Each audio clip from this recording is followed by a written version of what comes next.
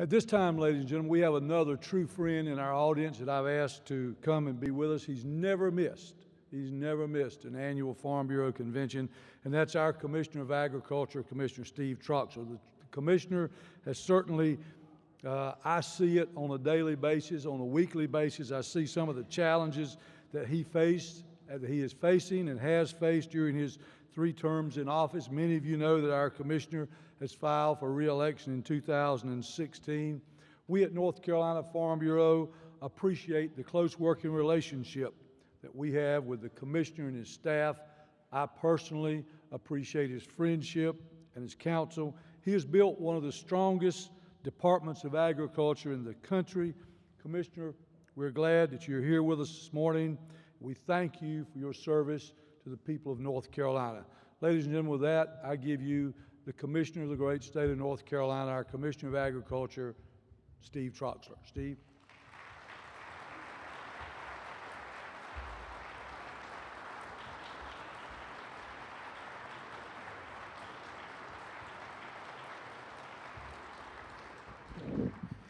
Thank you. I think the first thing that I need to do is to thank the North Carolina Farm Bureau, all the county farm bureaus, and all of you for the support that you have shown to the Department of Agriculture in North Carolina over the past several years. And believe me, it is heartfelt when I say that.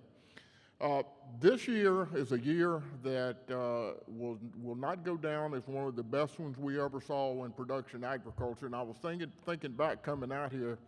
You know, it started even back in the winter with polar vortexes that brought record cold temperatures, and after having the experience with the ride at the state fair called Vortex, I never want to hear that word again. But then we moved into a cool, wet spring, which farmers absolutely despise because it delays everything that we need to do to get started, and then we had drought and heat in the summer.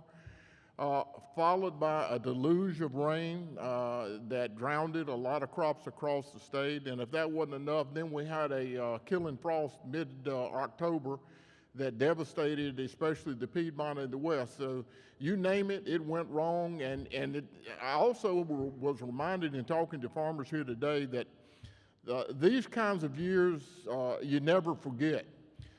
We remember the good years, but these really bad ones like this, they go on and on and on. And mine was 1995, and it was a drowned out of all the crops that I grew that year. And I still today vividly remember that whole year from one end to other because it was so bad.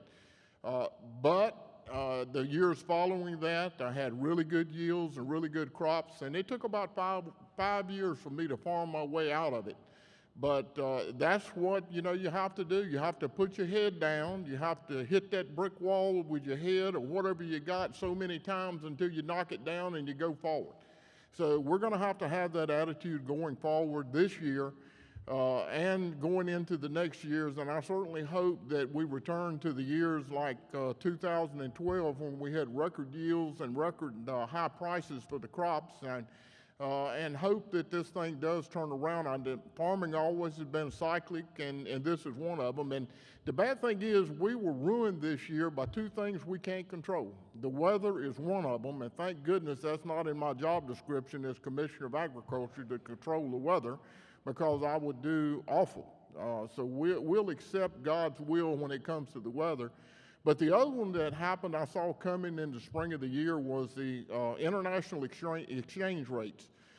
When the dollar started to get so strong against foreign currencies, I had a really good idea that markets were going to suffer, and they certainly did. And it finally dawned on me, I've known all my life that tobacco especially has always done good in the bad times and recessions. Well, that's because probably the dollar is so weak against foreign currencies, we have the opportunity to export more, and I think that's part of it. So the 2 things that we couldn't control, it got us this year, and unfortunately we'll never be able to control either one of those. As bad as it was in production agriculture, though, there were so many good things that really happened this year that I think are going to bode well for the future.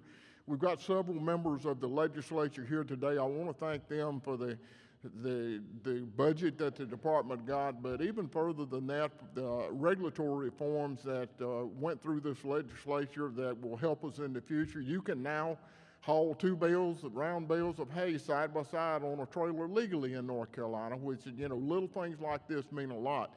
Senator Jackson has run farm bills, 3 farm bills now, which have done a lot of good things for agriculture, and the reg reform things that happen not only help North Carolina businesses, but also help agriculture. So we're entirely thankful for that. The March agricultural awareness event that we all had in Raleigh with Farm Bureau's leadership, it was a huge success. And we've got to do more of that. North Carolina is a changing state. All you've got to do is get on the highways and see the number of people that we have in North Carolina now and going to have in the future. We in rural North Carolina are going to continue to have problems getting our message to the legislature and getting things passed because we're going to see fewer and fewer rural people in elected offices. I mean, I think that's a given. It's happening already, but we've had great rural leadership in the legislature that has got us through. Farm Bureau working with the department, with the grains, the agribusiness council, all the commodity groups. When we work together like that, all pulling in one direction, then we're going to get things done. But the days of being able to fight amongst ourselves, it's over with. We'll never get anywhere in that regard. And I can tell you from my experience in being commissioner now for 3 terms, the relationships between all the farm groups, the commodity groups, NC State University, North Carolina A&T State University, it's like this. And I am very, very proud that that has happened in these past several years, and we're getting things done and going to continue to get things done. You heard the governor talk about the bond package, and I know Farm Bureau is going to work very hard to make sure this bond issue does pass in North Carolina, as will I. It was historic for agriculture to get this kind of funding in a bond package. And Larry, I don't know if it's ever happened before, but the Plant Science Initiative at NC State University is going to be something that is going to not only keep us on the map in plant sciences, but move us even farther in the world as far as what we can do.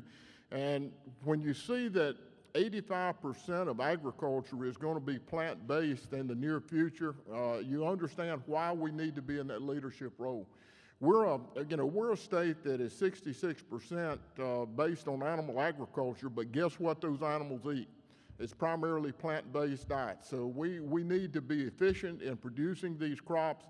We need new crops, higher energy crops, and all of that is possible with research. And ag research is going to be the thing that will carry us into the future. If you look back at where we've been in agriculture, 100 years ago, we were subsistence farmers in North Carolina and other states as well.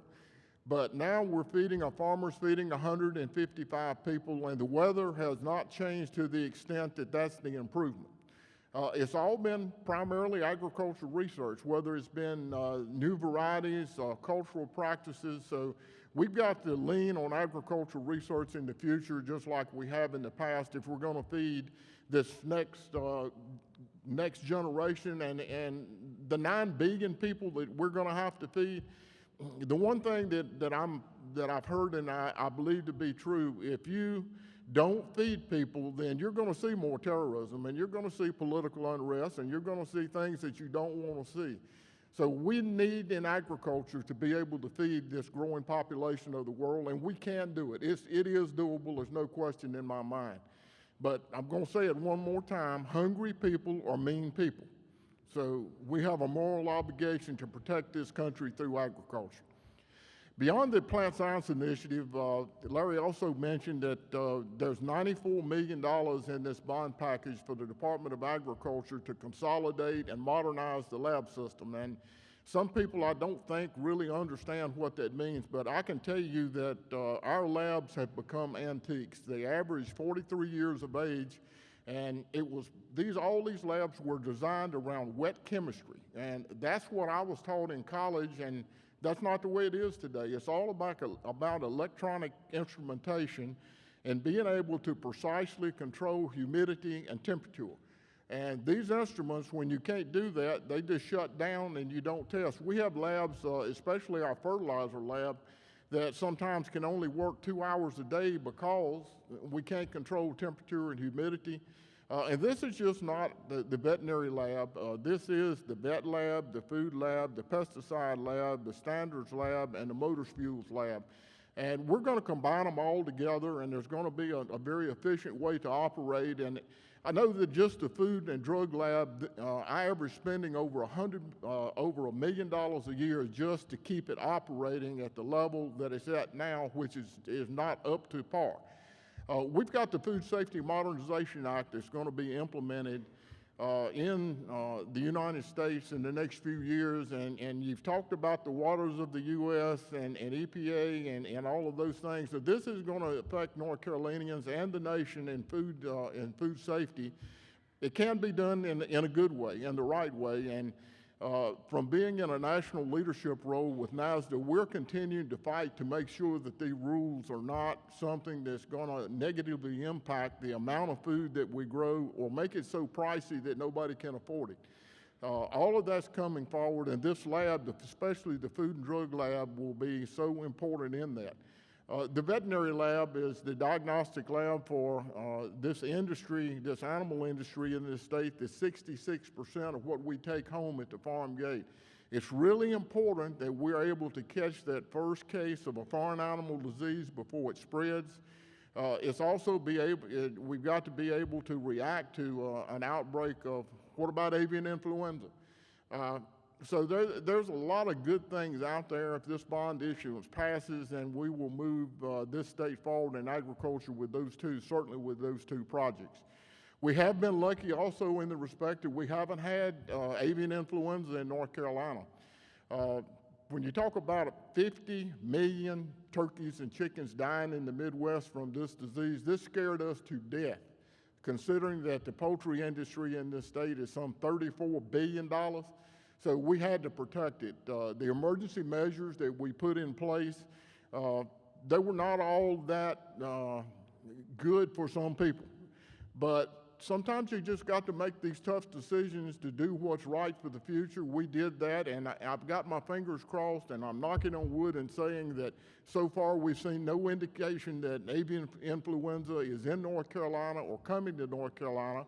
And I hope after the first of the year we'll be able to relax these emergency rules and get back to a normal operation, especially with our backyard flocks that have been somewhat paralyzed by the emergency rules that we put in. So it's been a good year, although production-wise it has not been a good year.